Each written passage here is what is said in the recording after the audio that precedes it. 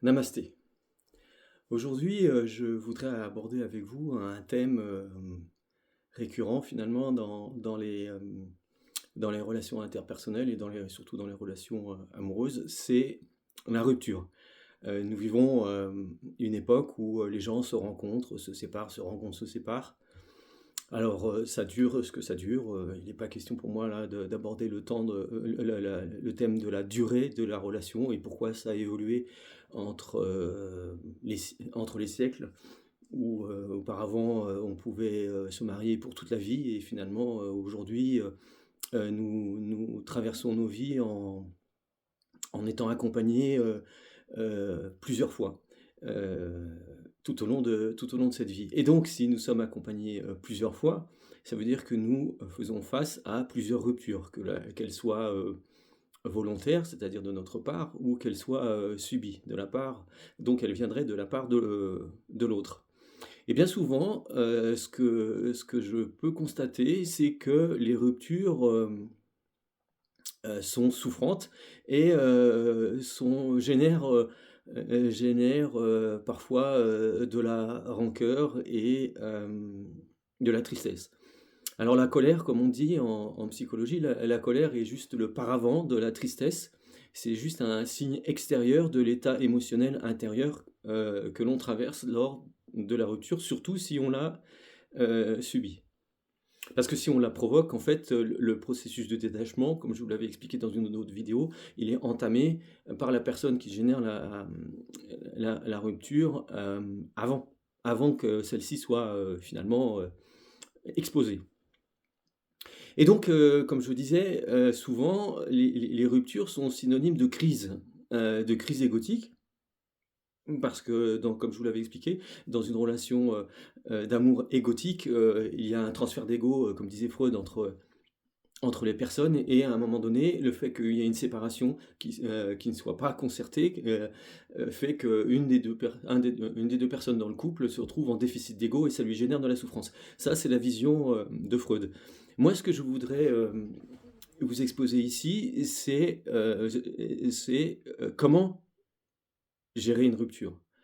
Pourquoi est-ce qu'une rupture devrait être synonyme de mépris, de colère, de rancœur, de regret, de sentiments négatifs, comme et d'émotions négatives comme celle-là? Alors il faut savoir, comme tous les maîtres yogis et les Bouddhas nous l'a enseigné, aucune vie ne nous appartient. Ce qui veut dire que chacun est libre de sa propre destinée et chacun est libre de resti et chacun est libre et doit respecter la liberté de l'autre.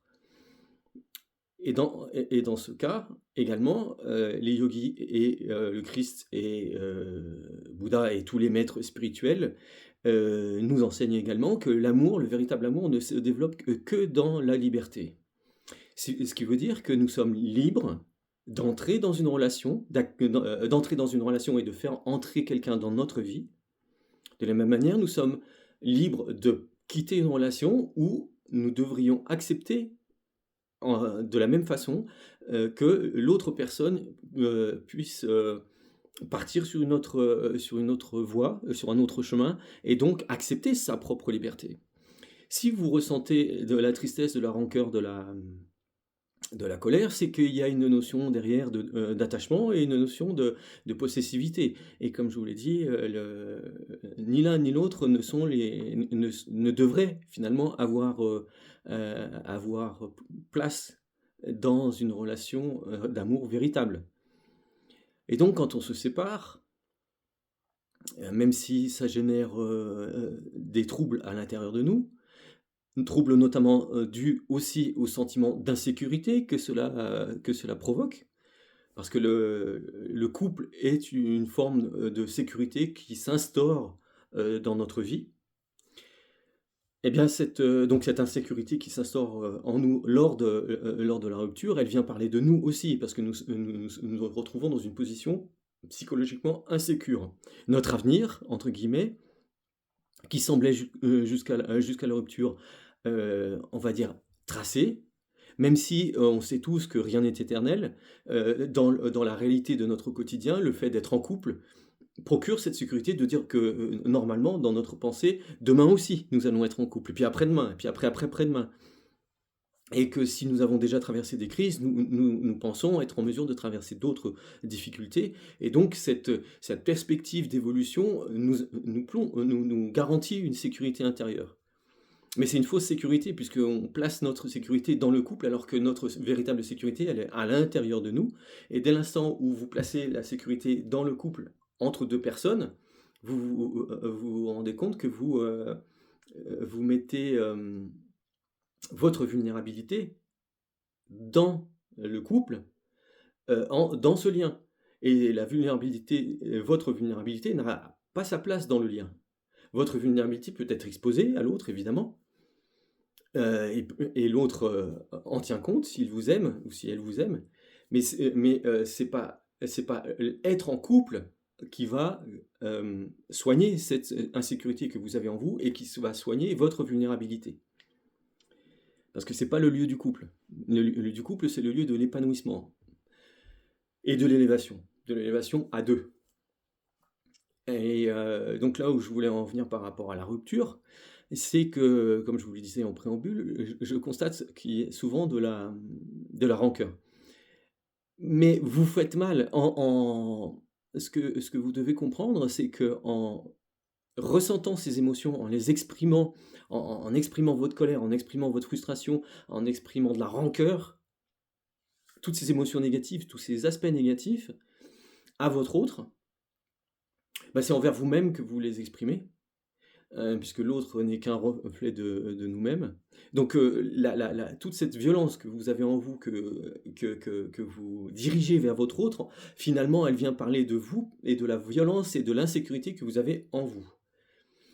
Et d'autre part, si vous avez aimé profondément cette personne, comme je ne doute pas, et que cette personne vous a véritablement profondément aimé, comme je ne doute pas, sauf évidemment si c'est dans des relations légères, comme on dit, et dans une relation de couple où on avait des projets ensemble, etc., on, on peut quand même espérer et souhaiter qu'il y a eu un véritable amour qui ait existé entre vous. Mais cet amour-là, il est noble. Vous avez vécu des belles choses. Vous vous êtes ouvert complètement à l'autre, en confiance, et vous vous êtes exposé, l'autre s'est exposé, et vous vous êtes aimé. Et c'est pas parce que l'autre s'en va ou que vous décidez de partir que ça remet en cause ce que vous avez vécu. Parce que être en colère et en vouloir à l'autre parce qu'il s'en va ou elle s'en va, et là où le vouer aux hégémonies, c'est aussi quelque part manquer de respect à l'autre, vous manquez de respect à vous-même, manquer de respect à l'amour que vous avez vécu ensemble, et manquer de respect à votre histoire. Et il n'y a rien de plus beau dans la vie que d'aimer. Il n'y a rien de plus beau. Dieu est amour, nous sommes des créatures d'amour. Partager l'amour avec les autres est notre nature véritable. Et donc respectez la chance que vous avez eue de vivre cet amour avec cette personne. Dites-lui simplement que vous avez, que vous ressentez le besoin en vous-même d'aller ailleurs sur une autre voie. Ça ne veut pas dire que vous déconsidérez la personne qui est en face de vous. Ça veut simplement dire que vous avez évolué et qu'il est arrivé à un moment donné où chacun, ce qui faisait le ciment de votre relation, finalement, la vie a fait qu'il s'est désagrégé et vous êtes partis chacun sur des voies qui s'éloignaient petit à petit, petit à petit, petit à petit, jusqu'à finalement devenir totalement séparés. Mais ça ne remet pas en cause du tout ce que vous avez vécu. Si vous pestez contre cette rupture, et surtout si vous avez des mots très durs, comme j'aurais jamais dû te rencontrer, j'aurais jamais dû commencer cette histoire avec toi, c'est l'erreur de ma vie, etc. Est-ce que vous vous rendez compte à quel point vous vous faites mal en disant ça? Et vous faites mal à votre âme, vous faites mal à votre cœur. Si vous avez entamé cette histoire Et si vous avez vécu ce que vous avez vécu avec cette personne, c'est que vous l'avez souhaité, que votre cœur l'a souhaité, que vous avez donné une chance à cette histoire, qu'elle a duré ce qu'elle a duré, mais vous vous êtes investi. Alors peut-être que l'autre ou vous-même allez considérer que vous ne vous êtes pas investi suffisamment, et que ça peut être une raison de la séparation. Mais toujours est-il que vous avez investi de votre vie dans cette relation. Alors par respect pour votre vie, par respect pour ce que vous avez vécu, par respect pour le temps que vous avez passé, par respect pour votre amour et pour votre âme, honorez cette relation.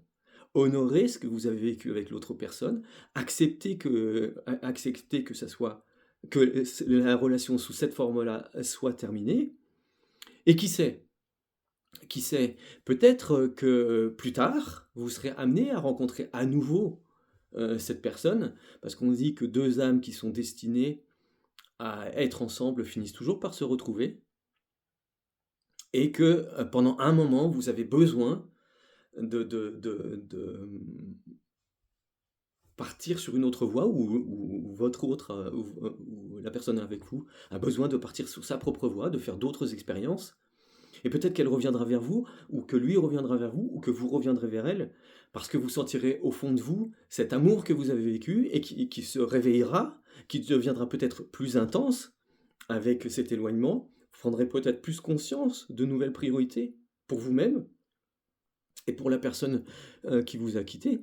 Et une nouvelle histoire, nouveau chapitre, réellement pourra commencer sur des bases différentes, et en ayant chacun de son côté fait son propre parcours, et ayant eu le temps de mûrir à l'intérieur, et de se poser des bonnes questions, parce que la vie aussi, c'est un processus de compréhension de l'autre, et un processus de compréhension de nous-mêmes, puisque l'autre est nous-mêmes et vice-versa. Nous parcourons toute la vie euh, en essayant de comprendre qui nous sommes vraiment. Ah, évidemment, vous allez me dire, il y a des gens qui traversent la vie sans se poser la moindre question. Mais est-ce que, pour autant, ils sont heureux ou pas? J'en ai pas la moindre idée. C'est à eux de l'exposer. Il y a des gens qui traversent la vie en ayant une carapace tout autour du cœur, ce qui fait qu'ils ne sont que dans une forme de superficialité avec les autres, mais ça veut dire qu'ils sont aussi dans une forme de superficialité avec eux-mêmes, parce qu'ils n'ont pas fait le chemin à leur propre rencontre. Et quand on fait le chemin à sa propre rencontre, on découvre à l'intérieur de nous un océan infini d'amour. On découvre une lumière, mais infinie. On découvre qui nous sommes vraiment, une âme incarnée, une âme bienveillante, une âme issue de Dieu, qui est l'amour, puisque Dieu nous a fait à son image. Et en ayant fait cette rencontre avec nous-mêmes, nous sommes en mesure d'aller à la rencontre pleinement de l'autre, de voir ce qu'il est en mesure de nous montrer, de voir aussi là où il en est, et l'accompagner vers la découverte de lui-même ou d'elle-même. Alors pour tout ça, pour tout ce que vous avez traversé ensemble, pour tout ce que vous avez partagé ensemble, pour tout ce chemin que vous avez fait ensemble, l'un vers l'autre, et chacun vers lui-même ou elle-même, honorez ça. Séparez-vous dans l'amour, séparez-vous dans la reconnaissance, séparez-vous dans la gratitude. Souhaitez-vous le meilleur, sans rancœur, sans colère. Souhaitez-vous le meilleur, parce que vous avez véritablement aimé, et il n'y a rien de plus beau que d'aimer. Et si vous vous rendez compte que malheureusement vous avez été l'objet d'une manipulation, que vous avez aimé de tout votre cœur, mais que l'autre ne vous a jamais aimé, et que finalement jouait avec vos sentiments, parce que ça arrive, il y a des personnes malfaisantes, il y a des personnes perverses, malheureusement, ou en tout cas, et qui peuvent être perverses dès le départ, et qui vous manipulent dès le départ, ça c'est évident. Est-ce que ça diminue ce que vous avez ressenti, ce que vous avez souhaité mettre dans cette relation de tout votre cœur? Non. Ça vous apprend qu'il y a des mauvaises personnes, et que vous êtes tombé sur une mauvaise personne, et que peut-être ça va vous apprendre à vous protéger avant de vous investir davantage dans la prochaine relation. Mais ce que vous avez vécu, l'amour que vous avez mis dans cette relation, vous pouvez l'honorer et c'est souhaitable même puisque en l'honorant, vous vous honorez vous-même. Et quand cette personne s'en va ou alors que vous décidez de partir, parce que vous êtes rendu compte que vous avez été manipulé, qu'on ne vous a pas aimé à la hauteur de ce que vous espériez, eh bien, vous avez aimé. Vous avez aimé. Donc, dites simplement: «Je t'ai aimé de tout mon cœur. Je me suis rendu compte que ce n'était pas réciproque, mais pour ce que j'ai vécu, pour l'amour que je t'ai donné, je pars sans colère, sans haine. Je te souhaite le meilleur. Je souhaite de faire le chemin que tu as à faire en toi-même pour devenir, la personne que tu es censé devenir. Mais moi, j'ai un autre chemin à prendre et c'est, c'est le meilleur qui m'attend dans ma vie et c'est le meilleur qui t'attend dans ta vie si tu décides de choisir le chemin du meilleur». Donc voilà, je souhaitais vous faire, part de cette, on va dire de ma compréhension, des relations, amoureuses et puis donc de cette, de ce passage particulier dans une relation qui est le moment de la rupture. Et comme je vous l'ai dit disais en préambule, n'oubliez jamais, jamais qu'aucune vie ne vous appartient, que ce soit vos parents, votre conjoint, votre conjointe, vos enfants, aucune vie ne vous appartient et vous n'appartenez à personne. Vous êtes souverain et souveraine sur votre vie et uniquement sur votre vie. Et c'est dans l'amour que vous pouvez construire des relations avec les autres. Et si ces relations ne sont pas satisfaisantes pour vous, c'est votre liberté, c'est votre souveraineté de, de choisir un autre chemin, de la même manière que c'est la souveraineté de l'autre et c'est sa liberté de choisir un autre chemin. Mais chaque séparation peut être lieu soit d'un au revoir apaisé et bienveillant, et vous le choisissez, et à ce moment-là, vous choisissez, les deux choisissent finalement de partir en paix avec eux-mêmes et avec l'autre. Et sinon, mais c'est ça malheureusement le lieu d'un déchirement, bien souvent égotique, et qui questionne sur notre investissement en amour dans la relation, et ça parle de nous. Ça parle de nous. Ce déchirement aussi parle de nous. Donc je vous souhaite, quelle que soit votre situation et votre parcours de vie, je vous souhaite le meilleur du monde. Je vous souhaite de cheminer en vous-même et vers vous-même, vers cette source infinie de bienveillance et d'amour. Et ce faisant, vous cheminerez aussi vers les autres avec en vous cette lumière, et vous serez en mesure d'honorer cette lumière et d'honorer la lumière que portent les autres. Et évidemment de vous protéger des zones d'ombre où vous ne voulez plus aller. Et c'est ça aussi qui est important.